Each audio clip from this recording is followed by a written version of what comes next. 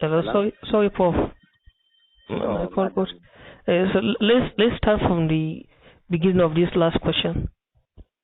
Okay. Uh, Like I have earlier, stated that Nigeria's reaction to the ongoing genocidal Israeli military campaign against the besieged Gaza Strip, to me, leaves much to be desired. You understand? yes. I expected Nigeria to come out openly, just like we supported and forcefully, just like we supported the oppressed blacks in South Africa, Namibia, and other parts of Africa Okay. when they were suffering from the pangs of apartheid system. Yes. I expected Nigeria to act in similar way. Nigerians, irrespective of our faith, our ethnicity, and our regionalism, we all supported the liberation efforts in South Africa, in Namibia, in Angola, in Mozambique, despite the fact that we were conscious of the majority of the victims in terms of demographic composition. Most of the people that suffered were Christian in the hands of their fellow Christian white apartheid rulers. The fact that the majority of the Palestinians are Muslim should not decloud our sense of humanity. This is something that should touch our humanity, our sensitivities and sensibilities. And Nigeria, one of its foreign policy objectives is support for all the oppressed and deprived peoples of the world. Palestinians today are the worst, are the most oppressed and deprived people on the face of the planet. And I believe as long as the suffering, if a country like Nigeria is shying away from condemning the Zionist atrocities in Gaza and other occupied territories, Nigeria should not count itself among countries that should be counted, especially when the final decimation of the ongoing, of the unjust order, the current unjust order as represented by the United States unilateralism and exceptionalism based on their warped understanding of unipolar arrangement that actually has since outlived its usefulness, if there was anything useful about unipolar arrangement. We are in a multipolar order now. We are in a multipolar world. Nigeria, whether the leaders are interested in actually redeeming or regaining their glory or not, they should be ready for the worst, because countries like Ethiopia, like Algeria, like South Africa may likely take over the mantle of leadership from Nigeria in terms of leadership in the continent and in terms of leadership among the developing countries of the world. So, in summary, Prof is saying that Nigeria's foreign policy is now failed. Is what? Nigerian foreign policy has failed. No, I cannot say Nigeria's. It's just President Alhaji Bola Tinubu this is his 5th month, I think. June, July, August, September, about 5 months now in power.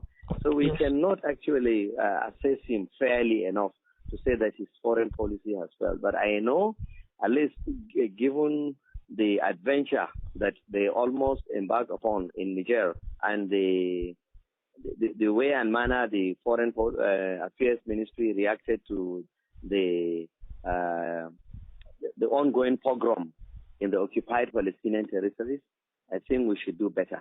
It is too early to judge the direction of Nigeria's foreign policy.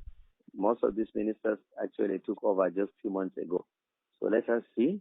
My advice is that President Bola Tinubu and other leaders in the country should understand that the situation from 1991, following the collapse of the former Soviet Union, to maybe 2014, before Vladimir Putin, before the reassertiveness of Vladimir Putin as represented in Russia's involvement in the war in Syria, in the Syrian civil war. Russia's involvement saved Syria, saved the Middle East from conflagration that the United States, Israel, and their acolytes in the Arab world planned. So Nigeria should understand better, actually, the reality of the 21st century geopolitics. So, Doctor, thank you very much.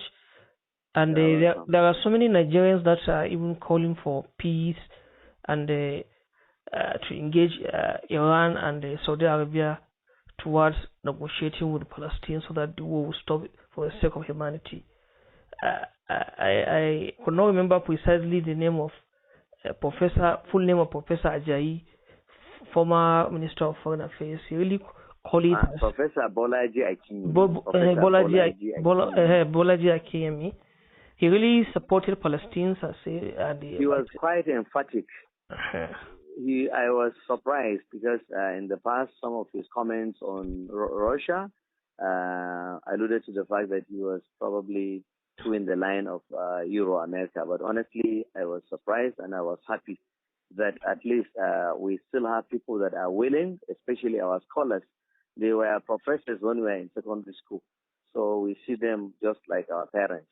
So at least we are happy to see people, unlike some of the professors that have become washouts who are trying to write history in their failed efforts to promote ethnicity and hatred in the country. Bolaji Akinyi has occupied the moral high ground by his blunt and emphatic, condemnation of the Zionist onslaughts and the danger posed by Benjamin Netanyahu to global peace. As he said, Netanyahu is trying to start a world war. Yes. With people that dim-witted people like Joe Biden occupying White House, anything is possible. Because when you have people that have actually hardly understand what is happening in their environment, but the powerful military-industrial complex, they have imposed such people on the leadership of America, and they have their lackeys. They have all the guys that are acting out a script prepared for them by the military-industrial complex in the United States. You expect less. They are sending their, aircraft carriers. They are sending, but let them know that this is going to be a failed effort, just like they had failed woefully in decimating the ragtag Taliban forces in Afghanistan. For 2 decades, they could not subdue the rugged fighters of the Taliban, much less the battle-hardened, more experienced, more educated fighters in Hamas, Islamic Jihad, Popular Front for the Liberation of Palestine, Hezbollah, and other liberation fighters. They are in for a terrible and terrific shock. I think very soon, maybe the much-awaited final solution to the imperialist question and Zionist question is actually in the offing. If they think they can actually scare the people of the Middle East, especially the Arab intellectuals, the Arab masses, from waking up from their slumber and taking up the gauntlet, I think they are late. If care is not taken, this might mark the beginning of the end of the United States in the Middle East entirely, unless they put a stop to the ongoing genocide. Otherwise, take it from me, I don't see this war ending if they continue to allow innocent, defenseless Gazans to be butchered by Netanyahu and other Zionist, reactionary, right-wing, fascist elements, both in Washington, in London, and in Tel Aviv. Thank you very much, Prof. Thank you very much. I'm very glad. I hope next time you... Thank you very much. We are even lucky that he's yet to come, the electrician. Yes, he has not come. I'm sure he will come. He told me to wait for him. Okay, thank you very much. And thank you. We are praying for Palestinians and all other oppressors across the world. Inshallah. Thank you very much, sir.